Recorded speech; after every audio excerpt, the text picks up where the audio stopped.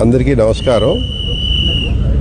ఈరోజు దేశవ్యాప్తంగా భారతదేశ 80వ స్వాతంత్ర దినోత్సవ వేడుకలు పెద్ద ఎత్తున జరుపుకోవడం జరుగుతూ ఉంది.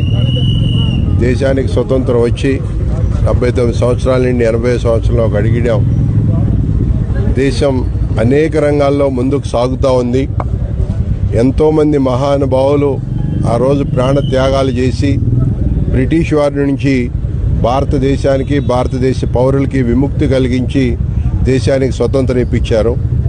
వారందరికీ కూడా జీవితాంతం భారతదేశంలో పుట్టిన ప్రతి వ్యక్తి కూడా రుణపడి ఉంటాడని ఈ సందర్భంగా తెలియజేస్తూ, ఏదైతే మహాత్మా గాంధీ గారంటి మహా వ్యక్తులు ఏ ఆశయాల మీదకైతే ఈ స్వాతంత్రాన్ని ఇచ్చారో, మనకి సమసమాజ స్థాపన జరగాలి, జనులందరూ కూడా ఏకతాటి మీదకి రావాలి, భారతదేశం ప్రపంచంలో అగ్రగామిగా నిలబడాలని చెప్పి ఆ రోజు ఆ పెద్దలందరూ కూడా మరి మనందరికీ స్వాతంత్రం ఇప్పించడం జరిగింది.